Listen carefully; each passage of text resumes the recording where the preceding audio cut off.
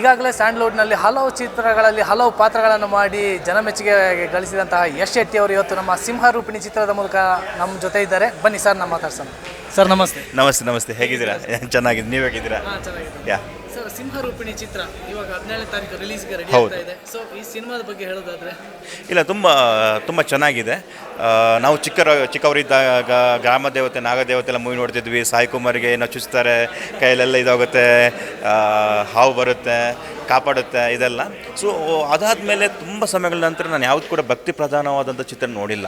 ಇದ್ರ ಸ್ವಲ್ಪ ಕಮರ್ಷಿಯಲ್ ಇದರಲ್ಲಿ ಮಾಡ್ತಿದ್ರು, ತಮಿಳವರು ಮಾಡ್ತಿದ್ರು, ಕನ್ನಡದಲ್ಲಿ ತುಂಬ ಕಮ್ಮಿ ಆಗಿತ್ತು ಬರೋದು. ಹಂಗೆ ಶ್ರೀ ಮಂಜುನಾಥ ತುಂಬ ದೊಡ್ಡದಾಗಿ ಗೆದ್ದಿತ್ತು. ಆಫ್ಟರ್ ಲಾಂಗ್ ಟೈಮ್ ಒಂದು ಭಕ್ತಿ ಪ್ರಧಾನವಾದ ಚಿತ್ರ ಬರ್ತಾ ಇದೆ. ಅಂದರೆ ಇಡೀ ಫ್ಯಾಮಿಲಿ ಒಟ್ಟಿಗೆ ಕೂತು ನೋಡುವಂಥ ಒಂದು ಸಿನಿಮಾ ಇದು. ಅದನ್ನು ಇನ್ನೊಂದು ಖುಷಿ ಏನಂದರೆ ಕನ್ನಡದ ಸುಮಾರು 60-70 ಜನ ಅದ್ಭುತ ಕಲಾವಿದರು ಇದರಲ್ಲಿ ಒಟ್ಟಿಗೆ ಸೇರಿದ್ದಾರೆ. ಒಂದು 2 ನಿಮಿಷ ಚಿಕ್ಕ ಪಾತ್ರ ಏನಿದೆ, ಎಲ್ಲರೂ ನಿಮಗೆ ಗೊತ್ತಿರುವಂಥ ನಾನ್ ಆ್ಯಕ್ಟರ್ಗಳಿದ್ದಾರೆ, ತುಂಬ ಚೆನ್ನಾಗಿ ಆ್ಯಕ್ಟಿಂಗ್ ಮಾಡುವಂಥ ಆ್ಯಕ್ಟರ್ಸ್ ಇದ್ದಾರೆ. ಹಾಗಾಗಿ ಅದರ ಕಲರ್ಫುಲ್ ಆಗಿದೆ. ಹಾಗಾಗಿ ನೀವು ಕೂಡ ದುಡ್ಡಿಗೇನು ಮೋಸ ಇಲ್ಲ. ಆರಾಮಾಗಿ 2 ಗಂಟೆಯಲ್ಲಿ ಒಂದು 60-70 ಜನ ಆರ್ಟಿಸ್ಟ್ನ ನೋಡಿಕೊಂಡು ಈ ಮೂವಿನ ಚೆನ್ನಾಗಿ ಎಂಜಾಯ್ ಮಾಡ್ಬೋದು. ಇವತ್ತಷ್ಟೇ ಆಡಿಯೋ ರಿಲೀಸ್ ಆಯಿತು. ಪ್ರತಿಯೊಂದು ಸಾಂಗ್ ಕೂಡ ತುಂಬ ಚೆನ್ನಾಗಿದೆ, ತುಂಬ ಕ್ಯಾಚಿ ಆಗಿದೆ. ಮಾರಮ್ಮನಿಗೊಂದು ಮಾಸ್ ಸಾಂಗ್ ಇದೆ, ಆಮೇಲೆ ಲವ್ ಸಾಂಗ್ ಇದೆ, ಬಂಗಾರದ ಗೊಂಬೆ. ಇದು ನೋಡಿದಾಗ ಅನಿಸುತ್ತೆ ಏನೋ ಒಂದು ಪಕ್ಕ ಒಂದು ಪಾಸಿಟಿವ್ ವೈಬ್ಸ್ ಕೊಡ್ತಿದೆ ಅಂತ ಅನ್ನಿಸ್ತಾ ಇದೆ. ಸರ್, ಯಶ್ ಶೆಟ್ಟಿ ಸರ್ನ ನಾವು ಇಲ್ಲಿವರೆಗೂ ಒಂದು ತುಂಬ ರೌದ್ರ ಅವತಾರದಲ್ಲೇ ನೋಡಿದ್ವಿ, ಹೊಡಿ ಬಡಿ ಅಂತ ಈ ಥರ ಪಾತ್ರದಲ್ಲಿ ನೋಡಿದ್ವಿ. ಆದರೆ ಸಿಂಹರೂಪಿಣಿಯ ಪೋಸ್ಟರ್ ನೋಡಿದಾಗ ಒಂದು ಭಕ್ತನ ಪಾತ್ರ ಥರ ಕಾಣಿಸ್ತಾ ಇದೆ. ಸೊ ಈ ಪಾತ್ರ ಮಾಡೋಕ್ಕೆ ನಿಮ್ಗೆ ಎಷ್ಟು ಕಷ್ಟ ಅನಿಸ್ತು ಸರ್? ಅಥವಾ ಯಾವ ಥರ ಇತ್ತು? ಇಲ್ಲ, ಕಷ್ಟ ಅಂತ ಏನಿಲ್ಲ. ಈ ಒಂದು ಕ್ಯಾರೆಕ್ಟರ್ ಮಾಡಬೇಕಾದ್ರೆ ನನ್ನ ಕ್ಯಾರೆಕ್ಟರ್ ಬರೋದು ಅಮ್ಮ ಮಾರಮ್ಮ ಹೆಂಗಾದ್ಲು ಅನ್ನೋದನ್ನು ತೋರಿಸುವಂಥ ಫ್ಲ್ಯಾಶ್ ಬ್ಯಾಕಲ್ಲಿ ಬರುತ್ತೆ. ಅಮ್ಮ ಮಾರಮ್ಮ ಆಗೋಕ್ಕೆ ನನ್ನ ಕ್ಯಾರೆಕ್ಟ್ರು, ನೀನಸಮ್ಮ ಅಶ್ವಥ್ ಅವರ ಕ್ಯಾರೆಕ್ಟ್ರು, ಅಮ್ಮನ ತಾಯಿಯ ಕ್ಯಾರೆಕ್ಟ್ರು ಅಥವಾ ಅಮ್ಮ ಆ ಕ್ಯಾರೆಕ್ಟರ್ ತುಂಬ ಇಂಪಾರ್ಟೆಂಟ್ ಆಗುತ್ತೆ. ಈ 4 ಕ್ಯಾರೆಕ್ಟ್ರಿಂದನೇ ಅಮ್ಮ ಮಾರಮ್ಮ ಆಗಿಬಿಡೋದು ಅಂಥ ಒಂದು ಕ್ಯಾರೆಕ್ಟ್ರು. ನೀವೀಗೇನು ನನ್ನ ಪೋಸ್ಟರಲ್ಲಿ ನೋಡ್ತಿದ್ದೀರಾ, ಆ ಥರ ಇಲ್ಲ. ಬಿಹೇವಿಯರ್ ಸ್ವಲ್ಪ ಬೇರೆ ಥರ ಇದೆ. ಅಲ್ಲಿರುವ ಕೋಣ ಮತ್ತು ನನಗೊಂದು ಸಂಬಂಧ ಇರುತ್ತೆ, ಆ ಮಾರಮ್ಮ ಮತ್ತು ಕೋಣನಿಗೊಂದು ಸಂಬಂಧ ಇರುತ್ತೆ, ಮಾರಮ್ಮ ಮತ್ತು ನನಗೊಂದು ಸಂಬಂಧ ಇದೆ.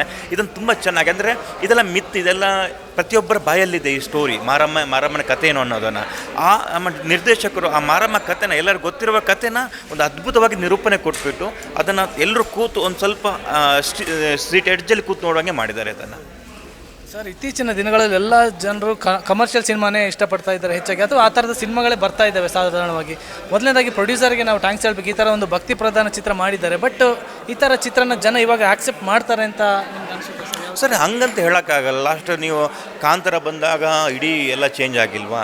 ಹಾಗಾಗಿ ಇದು ಹೇಳೋಕ್ಕಾಗಲ್ಲ. ಆ ಟೈಮಲ್ಲಿ ಜನಗೆ ನೋಡಬೇಕಾದ್ರೆ ಏನಾದರೂ ಅನಿಸಿದ್ರೆ ಸಾಕು, ಒಬ್ಬನಿಗೆ ಅನಿಸಿದ್ರೆ ಸಾಕು.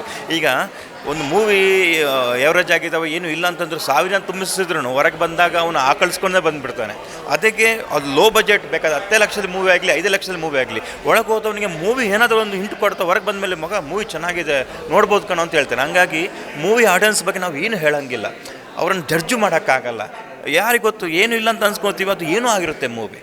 Thank you. ನೋಡಿದ್ರಲ್ಲ ವೀಕ್ಷಕರೇ, ಇದಾಗಿತ್ತು ನಮ್ಮ ಯಶ್ ಶೆಟ್ಟಿ ಅವರ ಮಾತು. ಇದೇ ತಿಂಗಳು 17ನೇ ತಾರೀಕು ರಿಲೀಸ್ ಆಗ್ತಾ ಇದೆ. ನಮ್ಮ ಅಶ್ವವೇಗ ತಂಡದಿಂದ ಸಿಂಹರೂಪಿಣಿ ತಂಡಕ್ಕೆ all the best. Thank you.